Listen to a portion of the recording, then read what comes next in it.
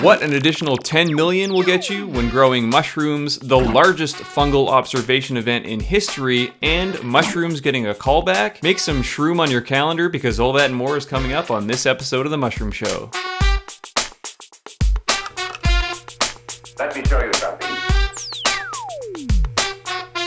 Let's get started. Welcome back to The Mushroom Show. This is episode 2. Now, to be honest, I wasn't really sure what to expect with episode 1 because it's kind of a new concept for us. It's kind of a new concept for the channel, but the feedback was amazing. It was just so awesome to be able to tell some stories and to be able to interact with the mushroom community. The mushroom community is incredible, and I honestly can't wait to keep making Mushroom Show episodes, to keep connecting with everybody out there and telling the stories of mushrooms because there's so many cool things happening in the space, and I'm really excited to be able to share that with you right here on The Mushroom Show. Now, if you have any feedback for ways you'd like to see the show done, or any ideas, or any comments, really, make sure you let us know in the comments below. And yeah, we just want to keep making the show bigger and better all the time. So your feedback is really important there. Final note, if you want to stay connected, of course, the best way to do that is just to subscribe to the channel. But if you want to stay connected more on a daily basis, I am pretty active on Twitter. So if you use Twitter, go ahead and follow me there. My handle is @FreshCapTony. I just find it's a really good place to connect with people, to have kind of daily conversations, to do research for the show, and it's just a really great place to connect. So if you use Twitter, go ahead and follow me @FreshCapTony or follow FreshCap Mushrooms. I'll put the link to both of those in the description of this video, so go ahead and follow me there. So that's enough of an intro. Let's jump right into our first story. Now, unless you've had your head under a rock for the last few years, you must have noticed that the narrative around psilocybin mushrooms is changing a lot. It wasn't that long ago where magic mushrooms were widely considered by many to be just a fun or interesting thing to do on the weekends, or by others as kind of a dangerous drug. But these days, psilocybin mushrooms have caught the attention of the wider public, but also researchers who are looking into these mushrooms to see if they might be able to help with some of society's most pressing problems. I'm talking about things like PTSD, about things like anxiety and depression and even addictions. But as mushrooms are going mainstream, there are a lot of unanswered questions. Things such as, how are these mushrooms going to be regulated?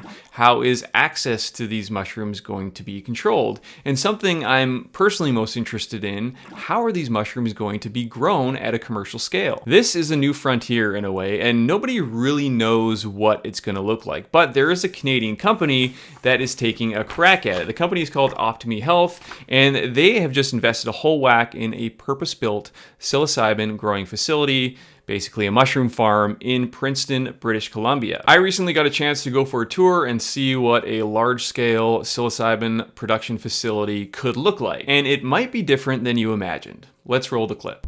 The commercial cultivation of magic mushrooms. It definitely sounds weird to say, and although it might soon seem normal, there is no denying that this is the early chapter in the story of an emerging industry. And going to see a facility that is expected to produce 2,000 pounds of dried Psilocybe cubensis per month, the first question I had was, how much psilocybin do we really need? Mushrooms are pretty powerful. Unlike other supplements or pharmaceuticals, mushrooms aren't actually used that often or in large quantities. Okay, so let's just say 25% of the population uses mushrooms on an annual basis. And say at most they do them like every 3 months, so once a quarter. Say 3 grams per person once a quarter. So 12 grams a year, right? Yeah. So go 12 times 7.5 million. 90 million. Divide by 1,000. 90,000. So 90,000 kilograms dried per year. That's actually more than I thought it would be. But is it crazy that 25% of the population would do 12 gram, like half ounce, basically, of mushrooms per year? I think that seems high. That seems high. Okay, let's go a little more realistic. Let's say 10% of the population.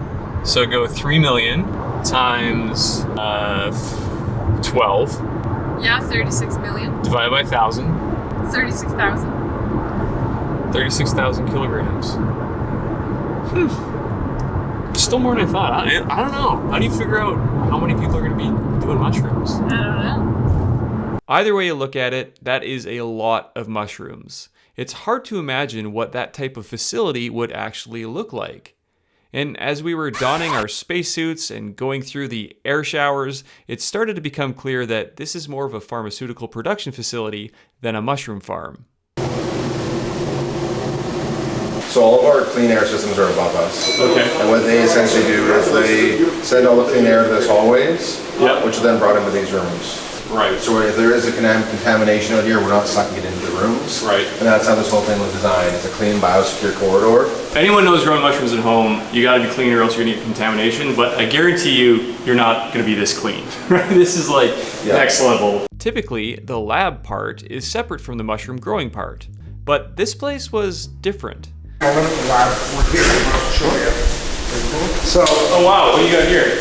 we got a mass spec, we got an HPEL, we got a pure flash. The purpose of this, obviously you can test all sorts of things, but is this to test for psilocybin concentrations eventually? Yeah, and then we'll also have microbial testing right here. Mass spec, we can check for potencies, and Justin's the guy who knows all this. What we have here is our analytical lab. We start with our HPLC system that we typically use to measure potency of our mushroom products so that we're guaranteeing that all the products have the same content, drug content across all of our form factors. Highly accurate, some of these can measure things down to the nearest picogram, so really expensive, highly accurate equipment. Over here is our compact mass spectrometer. We use these kind of things not only to generate the certificate of analysis of our products, but also for our R&D. So we're optimizing our extractions, we're trying different techniques, different temperatures, different pressures, so we can make the best product and we can get very quick answers by having our own in-house analytical lab. It was pretty clear that there was a lot of high-tech stuff going on here, and I had to keep reminding myself that this is, in fact, a mushroom farm. But when it gets right down to it, the process they have developed for growing mushrooms is quite familiar. It all starts with the spawn. Grain is sterilized under heat and pressure, and then inoculated with a pure mushroom culture and allowed to colonize. At the time we were there, Optimi was testing a variety of strains of Psilocybe cubensis, the most commonly cultivated species of psilocybin mushroom. Yeah, so these are, we're running a number of different strains here, Kosumai, B+, Burma, Blue Pulaski. Blue meanie. Yeah, we got blue meanies going. Yeah, we got some penis envy up there. It was funny to see things like B+, penis envy, and others in this very space-age facility. It was like something out of a fever dream I would have had 10 years ago after learning about how magic mushrooms are grown on the Shroomery, which is an old forum that is dedicated to the art. Seeing mushrooms like this was just so unexpected for some reason. Like something that was hidden away in closets for so long has suddenly come out into the light. The very bright lights. That's okay. So this will hold 390 bins. So this is where the psilocybin mushrooms are going to grow, I imagine. Yeah. They're going to be in a tray that's open, full of substrate, and they're going to, imagine, just grow from here. One of the things that really emphasized the strangeness of all this was when Todd was explaining the insane process they have to go through in order to dispose of spent material, whether they have to throw out grain spawn that has been contaminated, or just disposing of the substrate post-harvest. Because psilocybin is a controlled substance, and since there is a minute amount of psilocybin in the mycelium, they can't just throw it out in the compost like anyone else would. You have a thought of what you're doing with all of the substrate after, so you pull 2 flushes, you harvest all the mushrooms, what are you going to do with all the substrate? Well, we've looked at a number of things like reusing substrate, but the problem with being GMP and having existing mycelium in the substrate is going to create an issue for us. So we'll denature it, it'll be stored, we run it for a couple weeks, we see that nothing's growing, we know that it's denatured, then it can be hauled away. And how do you denature? Ultimately, the easy answer would be to put it in bags, run it through the autoclave, at 121 degrees, nothing surviving. That's not very cost effective. We're looking at a few other options right now. So, I mean, we could use dehydrated lime, maybe like we call it like a lime soup, and we dump all the bins into this lime soup where, at a certain pH, the psilocybin will just die off. The same issue occurs with the grain spawn. When you're running a mushroom farm, every once in a while, you're going to get some mold in your grain spawn. And the mycelium on those grains, even though it's not that much, still contains some psilocybin, so you can't just throw it out. Another extreme example of what a regulated facility has to deal with is custody, since mushrooms are considered a controlled substance. Once the mushrooms are harvested, they have to be stored in this room that is literally built to the spec of a bank vault. There's a vault door on the outside, the walls are made of thick concrete, and none of them are connected to the outside. We walked around it just to be sure. Again, it's easy to forget that this is actually a farm. So let's get back to the growing. Where's one here? So we got some B+ mycelium. We're gonna break it up. You want to look at the bottom we added. Now we got some nice mycelial growth there. And breaking this up, we're just getting we're spreading out the inoculation points, right? So that's gonna speed it up. But, and you can smell it, you can't smell the camera, but it smells like fresh, pure, beautiful mushrooms. And this is a lot of potential. That's what I always think when I see grain spawn. How many mushrooms you can actually grow out of this one small bag of grain once you add it to substrate? Get all those little corn pieces out of the corner there. We should be looking at a pound of dried product a bin. After the grain spawn is ready, it needs to be added to a bulk substrate. This substrate doesn't need to be sterilized, but it does need to be pasteurized. Psilocybe cubensis is a dung-loving mushroom. In the wild, it grows on cow poop, but it can be cultivated on a variety of different substrates. Here, they were growing on some cocoa coir and vermiculite. Mushrooms can definitely grow on this, and it's clean and reliable. But again, here's where seemingly two worlds were colliding. Here were substrate recipes that have been around for years on the shroomery, but to see pallets of it at a giant purpose-built facility felt odd. From there, we got to go check out what will be a growing area. There was nothing growing at the time, but you can see how trays will be stacked on top of each other to efficiently grow a whole load of mushrooms. Again, although people have been growing these mushrooms for a long time, the commercial production of them, with the intention of being used for clinical trials and as a pharmaceutical at scale, is something that is kind of new. So it's hard to say what it should look like. Finally, we got to see the mushrooms, the big reveal. The facility wasn't in full production, but it was still funny to see at the end of all this space-age technology, we arrived at about 4 ounces of dried mushrooms wrapped in tinfoil. Okay, so now we're gonna see the star of the show. The final product, as Todd is opening it up. There we go. Dried Psilocybe cubensis mushrooms. At the end of the day, whether it's pulled off of cow poop at a Texas ranch, grown in a shoebox at the back of your closet, or grown at a purpose-built high-tech facility, the end product is the same. Classic Psilocybe cubensis, we got the nice golden caps. You can see some bluing on the stem, which is obviously the psilocin, showing that there's some potency there. And if you look really closely on some of them, you might be able to see some of those classic black Psilocybe spores. All I can say is there's a lot of power in this very small batch of mushrooms. I couldn't help but think back to the Vancouver mushroom dispensaries and all the mushrooms that they had.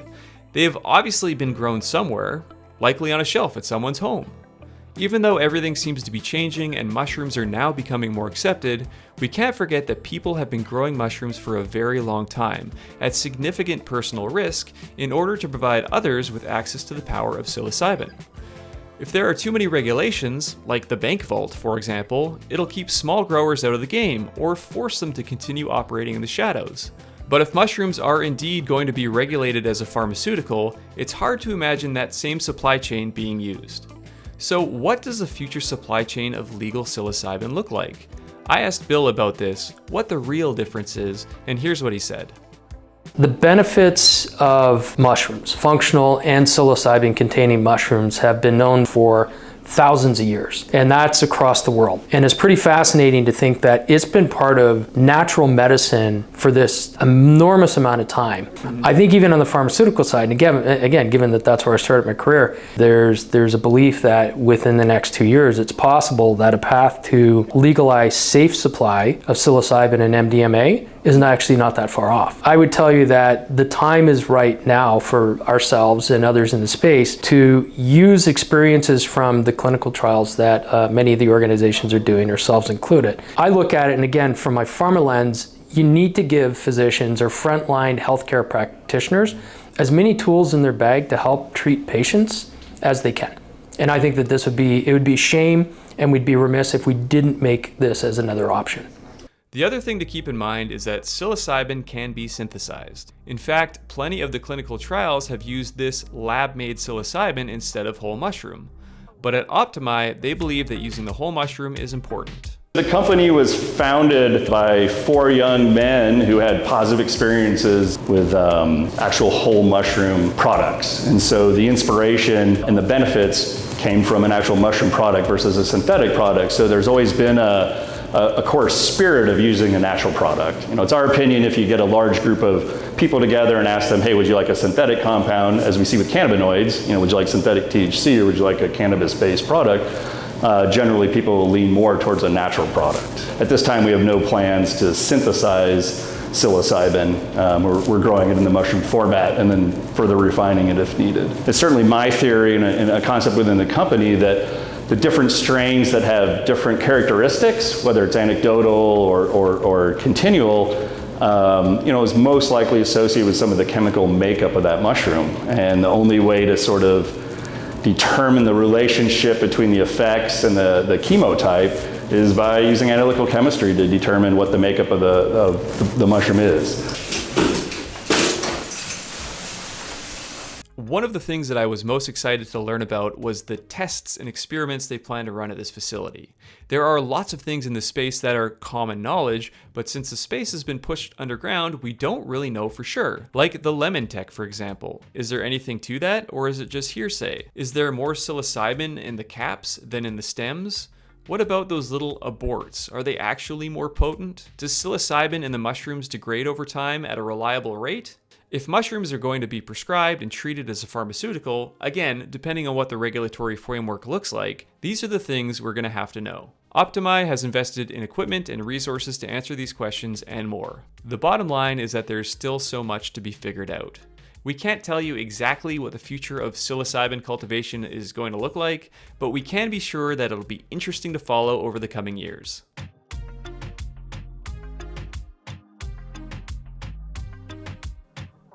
So there it is. I hope you enjoyed that. I do want to say a massive thank you to the Optimi team and to Bill for showing us around the facility, for chatting with us about everything that they're doing down there. It is super interesting and super cool. And it's kind of exciting to see what the future of psilocybin production could look like. But I would love to know what you think. You know, to be honest, I feel like I am threading the needle a little bit with this topic, and understandably so, because this type of cultivation or psilocybin and mushrooms seems to be a little bit of a contentious topic, right? Because some people think that, of course, these mushrooms are sacred and they're important and they shouldn't be commercialized and business should kind of stay out of them.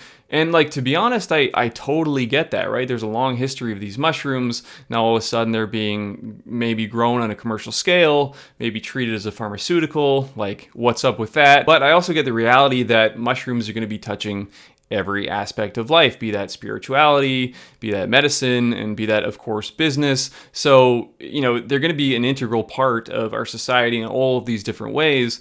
And we're really just here to tell the story, to see how it unfolds. And without a doubt, you know, it's going to be interesting to see how we go from where we are today to where we are going to be in, say, 3 to 5 years when, you know, psilocybin mushrooms are a much more integrated part of our society in every aspect. So again, really interested to hear what you think. Make sure you let me know in the comments below. On to our next story. Now, I'll admit I'm a little late in covering this, but it's super cool and you're going to want to check this out. Here's what I'm talking about. You know, there are thousands and thousands of species of mushrooms in the forests of North America. And if you've ever gone for a walk in the woods, you'll have seen lots of different species of mushrooms. And there's a chance, you know, albeit a small one, there's a chance that you might stumble across something that has never been seen before. And that's just because the diversity, the fungal diversity, is truly astonishing.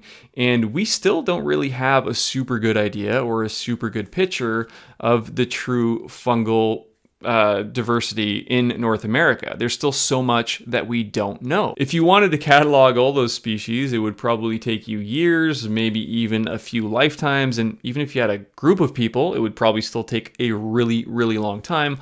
Unless, of course, the size of that group of people was over 33,000. Now, that sounds almost impossible, but that's basically what was done with the Great North American Fungi Quest, which was an event that happened between September 15th and October 15th of this year, where people from all over North America armed with their cell phones, went out into the woods and took pictures of as many mushrooms as they could, uploaded them to apps like iNaturalist, and the result was this massive snapshot of the fungal landscape in North America. And look at some of these stats, they're truly mind-blowing. So during the event, there was 148,214 sightings. There was 154,447 IDs, which is basically if you upload a sighting, it can get multiple IDs, which is why that number is bigger. There was 4,420 different species identified, which is about 1/3 of all the known species in North America, which is pretty crazy.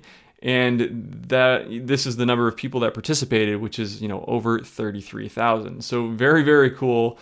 Here's kind of a map of all the observations that got uploaded. So you can see it's all over North America. It is kind of denser where there's more people checking out the mushrooms. But again, when you upload these things to iNaturalist, it will show you a location. And again, it gives you a fungal snapshot of everything that's going on in North America. Now, you might be wondering, why would anybody want to do this, right? What purpose did it serve? And of course, what are some of the interesting and cool things that people found? We got a chance to sit down with Robert Courteau. He is the founder of ThinkFungi, and he's the organizer of this amazing event. Now, ThinkFungi is a non-profit dedicated to fungi research, education, and conservation, and he's trying to break down the silos in the mushroom community and just kind of bring everybody together to really help accelerate this idea of citizen science and citizen mycology so people can easily collaborate on fungal discoveries and knowledge and generally advance our knowledge of the fungal ecosystem. So it was a really great conversation. Let's jump into the interview. Robert, thank you so much for joining us here on The Mushroom Show. Hey, Tony, thanks for having me. Tell us a little bit about Fungi Quest then. This is an event that took place between September 15th and October 15th of this year. Tell us a little bit about the history of that event and how it came to be. Yeah, so Fungi Quest is interesting. It started in Australia. There was essentially a little collaborative between BioQuest, which is kind of a data technology company that is trying to focus on kind of gathering environmental data. And they're based out of Australia. They teamed up with Fungi Map, which is also in Australia, to create Fungi Quest in Australia. Essentially, the long and short of it is to send people out there and just kind of make observations, right? And add that data into the collection. It was good success over there. I saw it, figured, that's something that North America could really benefit from. And so I teamed up with the BioQuest people as well.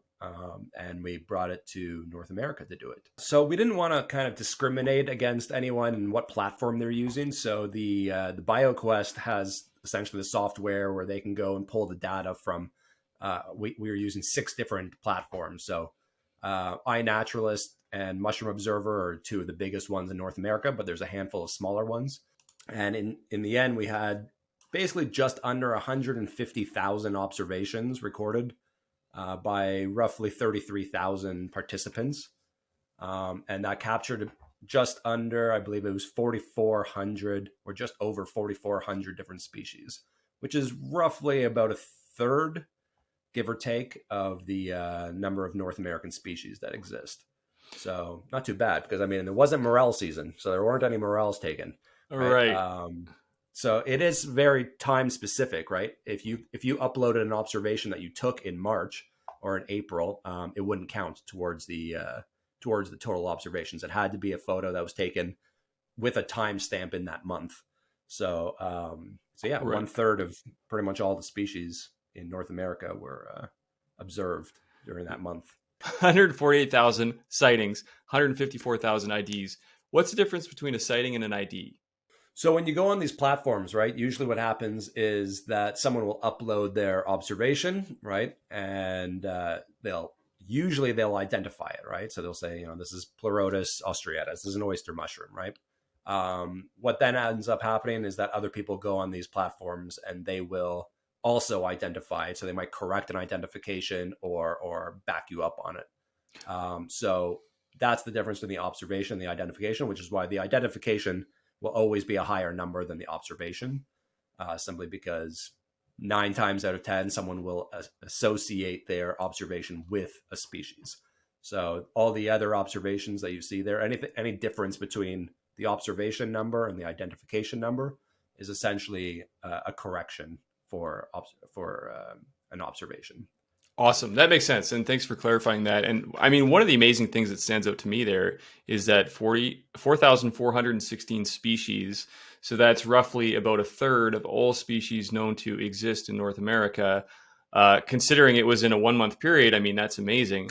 Out of all of that, though, was there any surprising finds, like either stuff that was way out of season or stuff that we didn't know grew here? Or are you still parsing through the data? We're still parsing through the data. There's a lot of it. There were some finds. We found, for example, a flame shield in Ontario, which is a rare species. So that person actually ended up winning a best find prize package. But we're parsing through it, a lot of it. There was, because of the time that's chosen, for example, we're going to be doing another one in 2023, but at a different time of the year.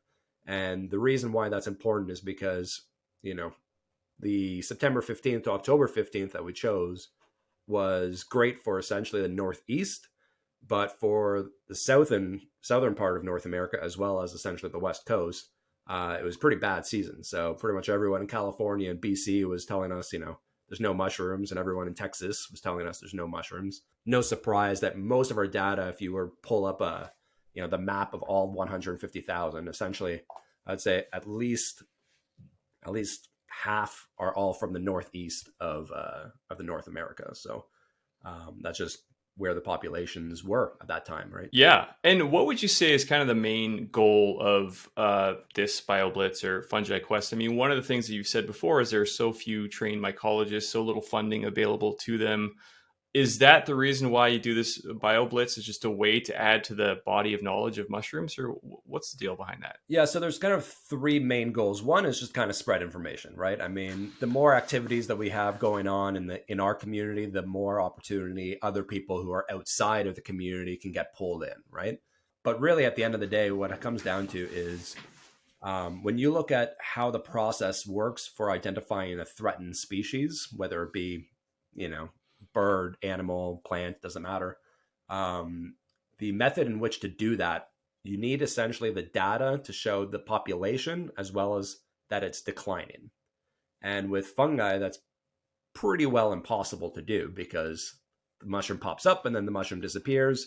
And maybe, in my region, I only get morels for about 2 weeks of the year, right? So it's pretty impossible for someone like me, even if I was a trained mycologist, to go out there and observe only the morels for the 2 week period and to have any sort of substantial data that would demonstrate any sort of diminishing population. And this is true for morels, but it's true for pretty much all the mushrooms. And this is only obviously for the fungi that actually even have the fruit bodies, right? We're not even talking about all the other ones that don't even have fruit bodies, but just these ones that have fruit bodies, it's basically impossible to demonstrate their numbers and that they're diminishing in order to label them as being threatened or endangered or anything like that.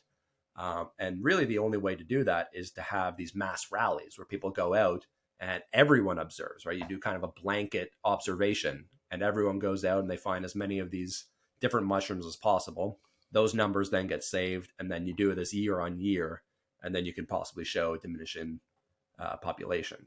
So it's tedious work, but it would be impossible to do as one person. So yeah, no, I think that makes a lot of sense, right? It's kind of like outsourcing a lot of that work. In reference to just hunting random mushrooms, you've mentioned on one of the articles I was reading that about 4 out of 5 mushrooms aren't toxic, and none of them in North America will harm you if you touch them.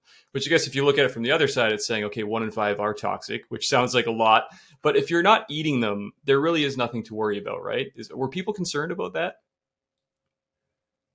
I mean, yeah, mycophobia is definitely a real thing. I always tell people it's overblown. You have a higher likelihood of, if you're randomly choosing something in a forest, you have a higher likelihood of dying from a berry than you do from a mushroom.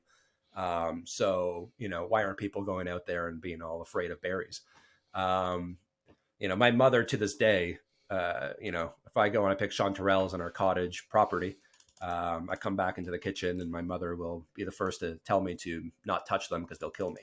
So, Yeah. mycophobia is real for sure. And there is a mushroom that can, give you some sort of toxins by touch. So that is interesting. It's just not, in North America. So, What is that mushroom? I don't know if I know too much about that. it is called, if I remember correctly, fire coral or flame coral, something of that sort. Okay. And it's found along the Pacific coast. You got like Korea, Japan, New Guinea, a bit of Australia. It kind of runs around that coast there. But essentially, its toxin levels are so high that if you touch it, you can actually like start getting some toxins through your skin. It's basically the only mushroom that's recommended that you don't touch. Right. There's always got to be one of them, I don't right? think it's going to kill you if you touch it, but Well, that's the apparently thing. it'll make it. I mean, mushrooms don't allow us to apply easy rules to whether or not you can eat them, whether or not they're poisonous, and now apparently whether or not you can touch them, because there's just one, right? There's one out there that's going to be annoying and not allow us to apply that rule across the entire kingdom. They don't like to be categorized. Yeah, exactly. But I mean, you mentioned also before, and this kind of ties back to something else we talked about, that we still don't really know that much about mushrooms in general. And I kind of agree, but like I wanted to get your opinion on like, what do you mean by that? The fact that we still don't know very much about mushrooms. Well, I mean, only 5% of the of fungi are even scientifically documented. So, that right there is basically all you need to know. Yeah. I mean, you find me, any other field where only 5% of the given species are documented scientifically. You're looking to make this the biggest fungi event in history. Do you think you accomplished that with the most recent event? I definitely accomplished that. Not to toot my own horn. I admit that the parameters of this being a very kind of decentralized event helps. I essentially reached out to mycological associations across the continent and asked them to, spread the word and get out there and participate.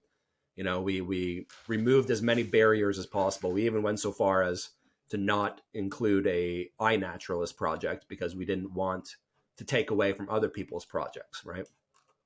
If someone has the choice of contributing to ours or theirs, we didn't want to lose that observation. So we don't have an INAT project. We just gather all of them.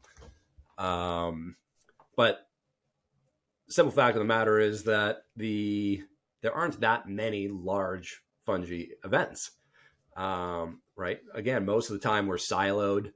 If we were thinking about like if I thought off the top of my head, what's a large fungi event? It would probably be something along the lines of Telluride. It's an in-person event, so it's limited by the amount of hotel rooms there are, or how many people can fit in the town of Telluride. So as such, it's not going to really be able to compete, I guess, against a online event where there isn't really a cap. I was hoping for more people, to be fair. The observations, we only expected about 50,000 observations, so we blew that out of the water. I think by day 6, we had reached our goal, which was phenomenal. But I was hoping to have a little bit more than 33,000 participants, even though that is a good number. I didn't put any sort of goal on the number of people, but yeah. I mean, that's a big number of people. Just picture like a couple football stadiums full of people, and that's probably about 33,000. So, congratulations on a hyper successful event. I'm super excited to see where this is going. What is next? You mentioned you want to do it again at a different time of year, but like, what's next for the quest? Yeah. So next year, this year was primarily focused on kind of getting out the word and getting anyone involved. Obviously, we're going to keep that up for next year. We're going to do a different time of year, we said. But what I would really like to bring in is DNA sequencing. We didn't include that in 2022 because the messaging around that, we didn't want the average person to get confused or think that they couldn't participate if they had no idea about DNA sequencing, which I would say the vast majority don't, right? So, but at the end of the day, one of the issues that we face in terms of mushroom identification and observations is that a lot of mushrooms look like other mushrooms, right? And the observations that we're making, as much as they're great, they often just kind of narrow down to a observation instead of specifically being that species, right? You might take a photo. Sometimes some of these, photos are just one photo, right? It's the top of a cap and it's like, yeah, it's this mushroom. And really, based on that photo, it could be any of 12, right? Yeah. So to incorporate this other segment of DNA sequencing so that we can start building up the database on all of these DNA sequences and kind of do the push, kind of like the observations that we're doing right now, which is photo-based. It's already being done, right? People are already doing DNA sequencing. We're not reinventing the wheel here. What we're doing is kind of giving an event a push, a reason to kind of get out there and do as much as you possibly can in 1 month period, and hopefully win some prizes along the way and just kind of, spread the word in that. So that's really what we're trying to incorporate this. So DNA sequencing, I'm hoping, will be a fun new addition to next year. Oh, totally. That sounds awesome. I totally get what you mean, right? Like, yeah, there's so many mushrooms that are impossible to identify from a single picture. And that's why I always kind of cringe a little bit at those apps that you just kind of point at a mushroom and it like tells you what it is. It's like, well, you don't know where you are or what time of year it is, or, it could be anything, is this, yeah.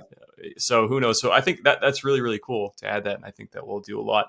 That was super interesting. Thanks so much for sharing everything you're doing over at ThinkFungi and with the Bioblitz. Thanks so much for joining us on the Mushroom Show today.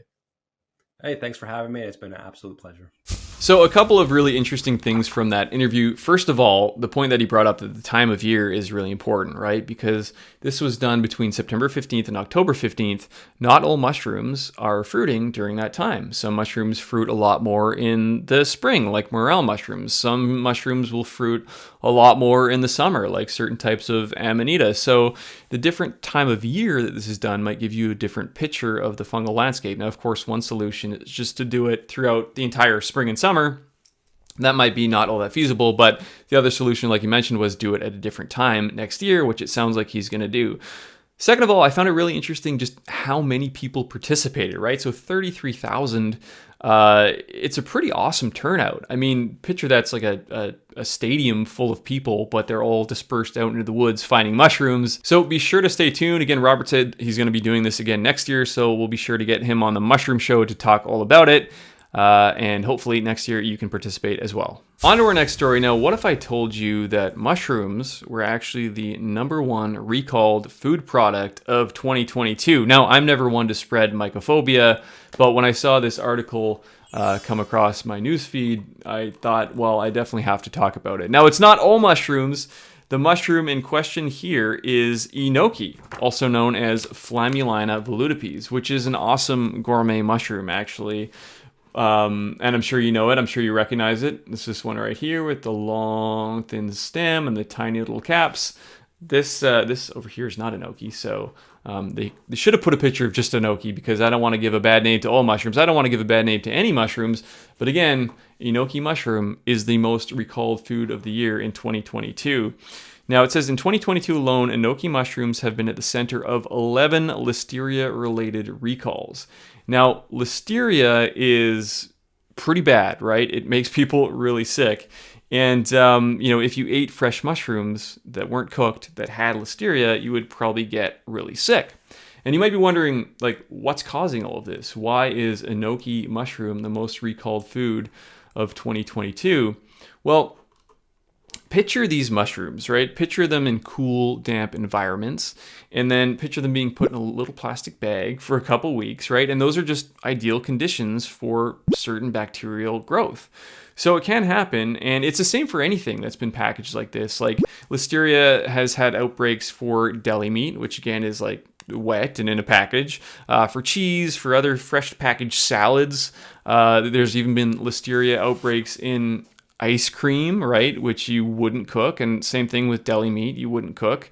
So, I mean, some people do cook it, but you might eat it without cooking it, which is why listeria might be an issue there. But the good news is listeria is usually killed by cooking. So it's really the raw foods that are the most troublesome. Now, are people eating Enoki mushrooms raw? I don't, right? But I'm sure, I think probably some people do. Maybe they put them in their salads or something like that. So I do want to emphasize again, this definitely isn't a mushroom problem, and it's not even really an Enoki problem, but it does appear that Enoki mushrooms are having a bad year.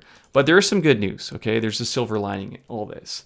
And maybe, according to Consumer Reports, you shouldn't be buying Enoki mushrooms from the grocery store right now, but what if you grew them yourself? Now, Enoki mushrooms, luckily, are one of those mushrooms that are actually pretty easy to grow.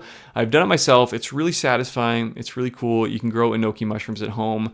It's not as common to find an Enoki mushroom grow kit. In fact, I don't know if I've ever seen one, but you can grow them using a lot of the home cultivation methods that are quite accessible, right? So I just want to show you some pictures here. In my opinion, actually, homegrown Enoki are they're a lot different from the ones you get at the grocery store. You can grow them a lot bigger. They're a lot tastier. They're obviously a lot fresher.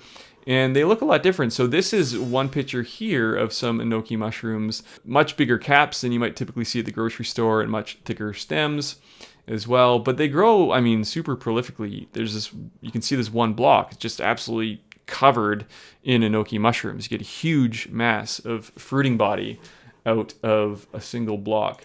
This was another method where it's grown in a bottle. We actually have a video on this if you want to watch it and kind of learn how to do that. But you can see the Enoki mushrooms here just growing straight up, and you can just basically twist that whole thing off. We ended up making something called Enoki mushroom pancakes out of this, which again, you can see on YouTube. It was very satisfying, very cool to eat, very delicious. Here's another one. You can see this is my hand here holding it, and look how flippin' big that, this one here has got to be, I don't know, is that 14 inches long, Enoki mushroom? You're definitely not going to find that at the grocery store. So very, very cool. If you get a chance to grow Enoki at home, I highly recommend it. Again, you're not probably likely going to find a kit, but you can get some spawn and grow it using one of the methods that you might grow any other type of wood-loving gourmet mushroom. Now, Enoki is cool because it's not just a cool-looking mushroom that's fun to grow, and it's not just a gourmet mushroom that's tasty and you want to put it in your dinner, but it's also a pretty powerful functional mushroom as well, but it doesn't get very much attention as a functional mushroom. Like, you're not going to see it in supplements. I don't think I've ever seen it in supplements. You're not going to find it in a mushroom coffee or anything like that, but it is a pretty powerful functional mushroom, and here's why.